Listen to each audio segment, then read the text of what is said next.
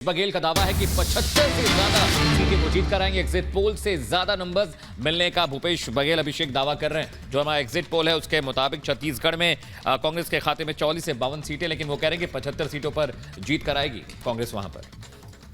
या expected lines पर है वो संख्या, तो ठीक है। जो भूपेश बघेल है वो अपनी पार्टी के लिए क्लेम करेंगे। रमन सिंह खैर कुछ आंकड़ों के साथ बता रहे थे कि क्यों ये एग्जिट पोल के बेटर रिजल्ट उनको मिलेंगे, बट बाय एंड लार्ज लगभग सभी एग्जिट पोल, थोड़ी देर में शायद we will get the poll of poll also, which will give a poll of polls also, which would give you an idea of what other exit polls are saying. कहे भी नहीं अभिषेक। Let's listen to him. 7 exit poll में किसी का आंकड़े एक आध समानता है, लेकिन 2 दिन बाद वो सभी पोल जो है एक समान होंगे। तो एग्जिट पोल चलने दीजिए, लेकिन सरकार हमारी बनेगी भारी बहुमत से बनेगी। पूरी बहुमत है, अपनी मेहनत पे हमको विश्वास है और जनता पे भरोसा है। Okay, I'm told we are being joined in by Mr. Kailash Vijayvargiya. Is he already in? Yes, we can see him. आप सुन पा रहे हैं कैलाश विजयवर्गीय जी हमको? हाँ जी, नमस्कार, सुन रहा हूं मैं। नमस्कार। नमस्कार। आपकी पहली प्रतिक्रिया, एक तो ये जो आंकड़े दिख रहे हैं, दूसरा आपके खुद के चुनाव के बारे में। मतलब कोई नहीं कहता कि आपके लिए मुश्किल चुनाव था किसी तरीके का, पर कैसा अनुभव रहा आपका? बहुत अच्छा अनुभव था। जनता मुझे बहुत प्यार करती है और मैं तो अपने क्षेत्र में बहुत कम गया। साधारणतः पूरे मध्य प्रदेश में ही घूमता रहा। कुछ घंटों के लिए रोज जाता था, 2-3 घंटे के लिए, पर मुझे विश्वास है कि मैं एक बहुत बड़े नंबर से जीतूंगा। और राहुल गांधी बोल रहे थे कि तूफान आएगा मध्य प्रदेश में, 150 सीट आएंगी कांग्रेस की। हाँ, उनको तूफान तो दिख रहा था, पर यह समझ में नहीं आया उनको कि कांग्रेस का है कि बीजेपी का। तूफान बीजेपी का है, अब शायद उनको समझ में आ जाएगा। कैलाश जी, क्या आप चेहरा हैं मध्य प्रदेश में बीजेपी के लिए? हम भावी मुख्यमंत्री से क्या मैं बात एक कार्यकर्ता हूं भारतीय जनता पार्टी का। मैं भारतीय जनता पार्टी का एक कार्यकर्ता हूं। आप सब जानते हैं, मैंने 8 साल तक महामंत्री रहा मैंने और संगठन का काम किया। पार्टी ने कहा कि अब चुनाव लड़ो, तो अब चुनाव लड़ने आ गया। इसके आगे के बारे में सोचता नहीं हूं मैं, और चुनाव टिकट दिया, मैं चुनाव जीत रहा हूं। पार्टी बहुमत में आ रही है। बाकी निर्णय हमारे सब वरिष्ठ नेता लेंगे। बिल्कुल कैलाश जी, इंदौर 1 से आप चुनावी मैदान में हो। जैसा आप कह भी रहे हैं कि आपकी जो सीटें अच्छा प्रदर्शन कर रही है, 10 साल बाद आप चुनाव लड़ रहे हैं, और वो 3 चेहरे जिन पर एक बड़ा विश्वास सुचारिता जताया गया था, उसमें कैलाश विजयवर्गीय भी थे। बिल्कुल, केंद्र ने अपने चेहरों को उतारा। और है क्या, मुझे सवाल पूछना है, is he still there? Kailash ji जा चुके हैं अभिषेक, लेकिन ये बिल्कुल स्वाभाविक है कि उनका यहाँ उनकी ये बात के उनको उतारा गया, वो एक कार्यकर्ता की तरह बात करें।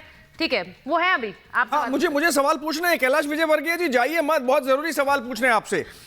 एक तो मुझे ये पूछना है कि जो भारतीय जनता पार्टी का ये एक नया अनूठा सा एक्सपेरिमेंट हमने देखा, प्रयोग के केंद्र के नेता जाके चुनाव लड़े हैं, वो किसी डर से था या एक अपना एग्रेशन दिखाना था इसलिए था?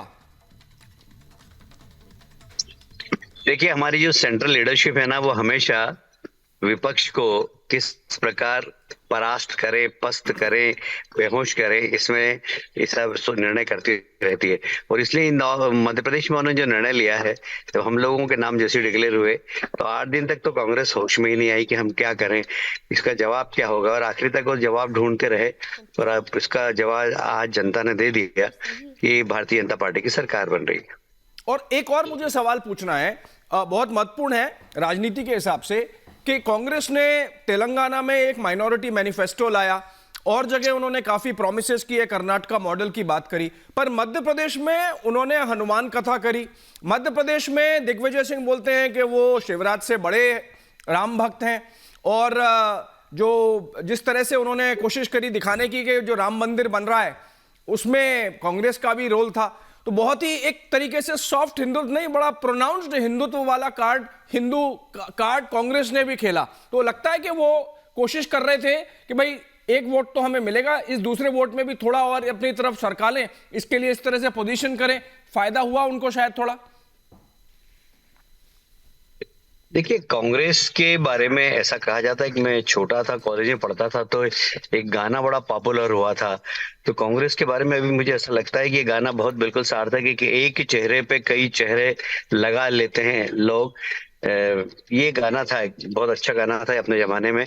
आप गा के भी सुना तो सकते हैं। कांग्रेस से ये अलग अलग जगह अलग अलग चेहरे दिखाती है। हाँ, कभी सुनाऊंगा, वक्त आएगा तो। क्या- क्योंकि कभी ये जनेऊ पहन लेते हैं, कभी ये गोल टोपी पहन लेते हैं, कभी क्या करते हैं, तो ये उनका चेहरा है और जनता इनके चेहरों को पहचान गई, इसलिए कांग्रेस अब सिकुड़ती जा रही है सब। तो कैलाश जी, जब आपके नाम का ऐलान हुआ था तो आपकी जो प्रतिक्रिया आई थी, आप तैयार नहीं थे चुनाव के लिए, लेकिन अब चुनाव लड़ लेने के बाद और जब एग्जिट पोल आ गया उसमें बीजेपी की जीत दिख रही है, उसके बाद क्या बड़ी जिम्मेदारी के लिए तैयार है? आपने खुद कहा था आप सरप्राइज हैं थोड़ा उस निर्णय से।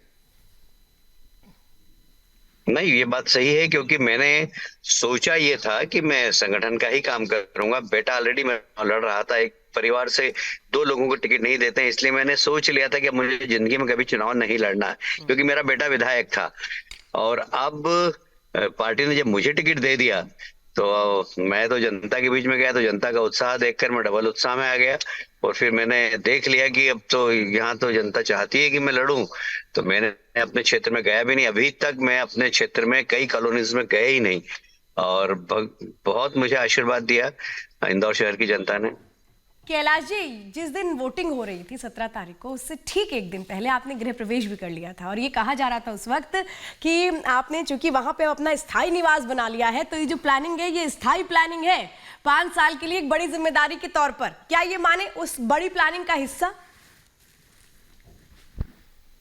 देखिए, मैं जब मेरा सौभाग्य ये कहें या पार्टी मुझे हमेशा टेस्ट करती रहती है, मैं कभी एक सीट से लड़ा ही नहीं। मैं 7वीं बार चुनाव लड़ा हूं और हमेशा मेरी सीट बदल देते हैं। कोई से भी जो डिफिकल्ट पार्टी को लगती है सीट दे देते हैं, फिर वहां चले जाता हूं मैं और वहां बिल्कुल अपना ऑफिस बनाता हूं, व्यवस्थित रूप से काम करता हूं और उस सीट को मैं गढ़ बना देता हूं बीजेपी का।